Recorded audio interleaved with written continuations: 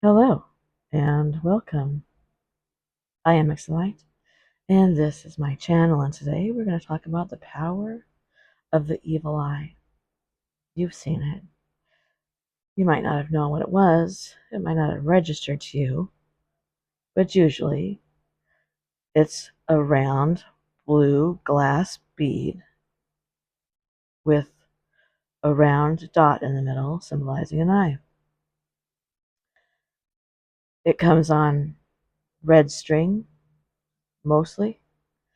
It's in necklaces people wear, other types of jewelry. And I started looking into it because I was curious about the history. It's been around for a long, long time. And I was gifted an evil eye bracelet, and before I wore it, I was going to find out exactly what it is. And now I'm making evil eye jewelry for my jewelry shop on Etsy. So I wanted to share this with you, and I hope you like it. From the evil eye of Horus to the one that Kim Kardashian wears. For thousands of years, the eye has maintained its steady hold on the human imagination. When it comes to warding off the mystic, malevolent forces of the world, there is perhaps no charm more recognized or renowned as the evil eye. Ubiquitous in its use, the striking image of the cobalt blue has appeared not only in the bazaars of Istanbul, but everywhere from the sides of airplanes to the pages of comic books. In the last decade, the evil eye imagery has most frequently appeared in the world of fashion. Kim Kardashian has been photographed on numerous occasions, sporting bracelets, headpieces featuring the symbol, while fashion model Gigi Hadid jumped on the trend in the late 2017, announcing that she would be launching the I Love shoe line. This recent endorsement from A-list celebrities has resulted in the resurfacing of countless online tutorials for making your own evil eye bracelets, necklaces, and keychains. Don't worry about that. You go to my store and you can buy one.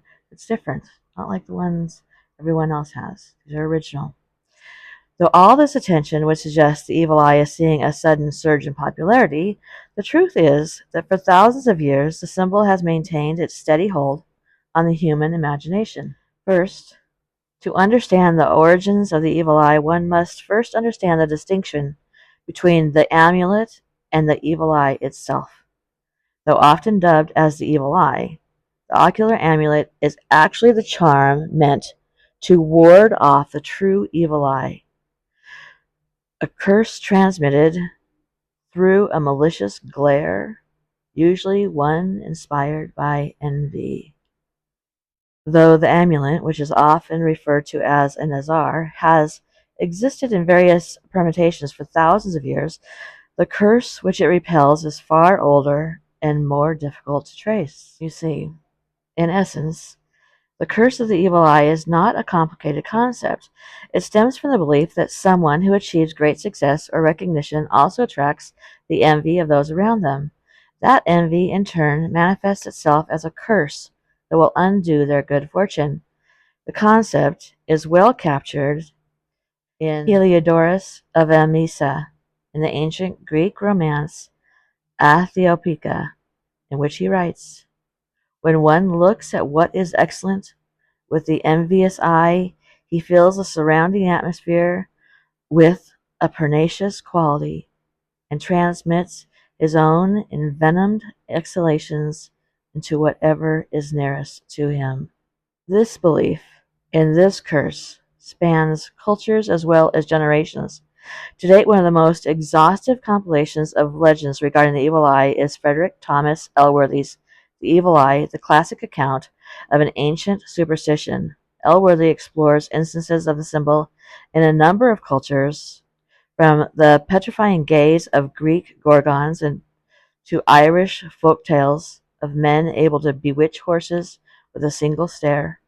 Virtually every culture has a symbol related to the evil eye.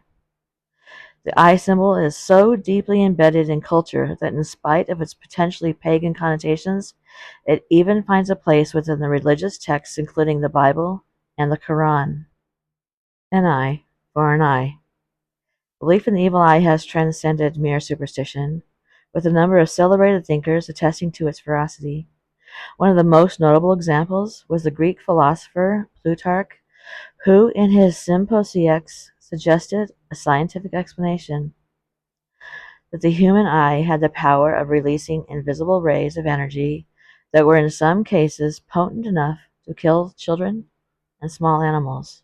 What's more, Plutarch claimed that certain people possessed an even stronger ability to fascinate, citing groups of people to the south of the Black Sea as being uncannily proficient at bestowing this curse.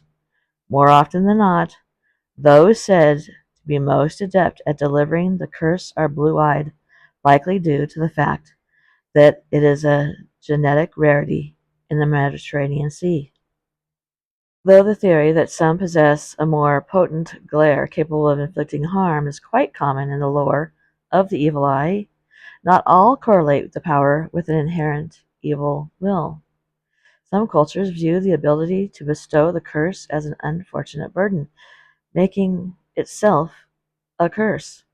For instance, Elworthy makes reference to an archaic Polish folktale that tells of a man whose gaze was such a potent carrier of the curse that he resorted to cutting out his own eyes rather than continuing to spread misfortune to his loved ones. With such a strong standing, ardent, and widespread belief that a stare had the power to inflict catastrophic misfortune, it is of course no surprise that the people of these ancient civilizations sought out means to repel it, which led to the earliest iterations of the Nazar amulet that we know today. Just how far back do these go? The earliest version of eye amulets goes back to 3300 BC. The amulets have been excavated in Tel Brak, one of the oldest cities in Mesopotamia, modern-day Syria.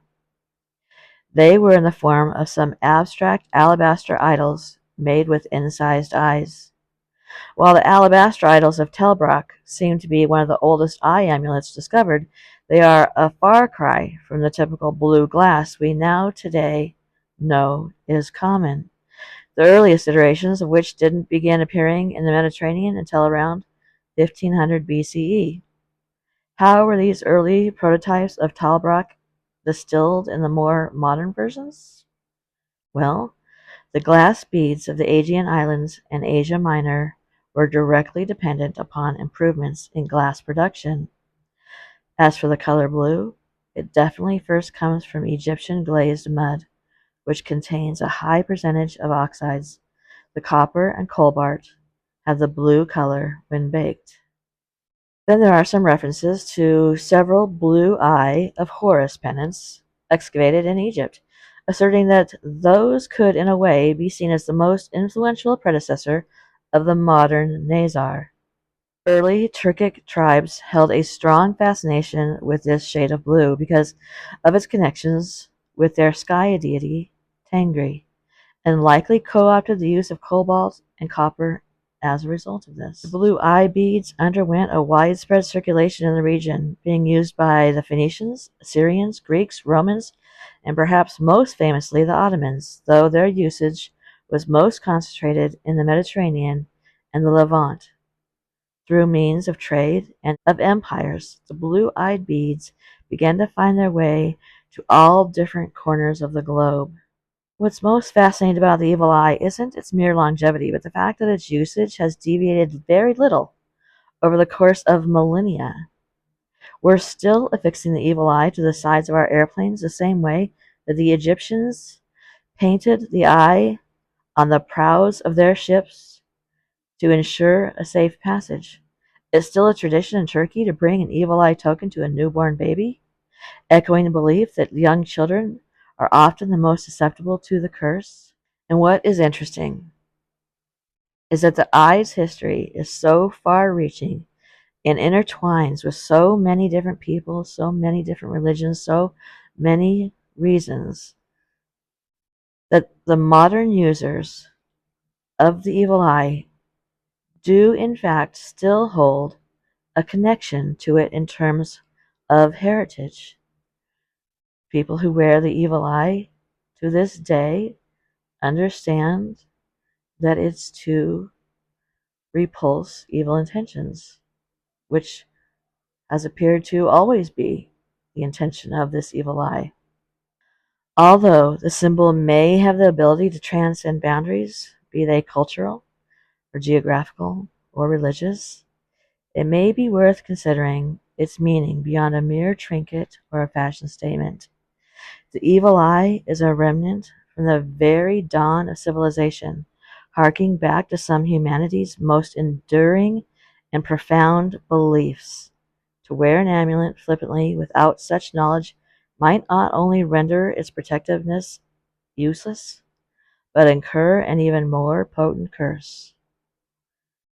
If that's something you believe in, of course. Thank you for coming to my channel.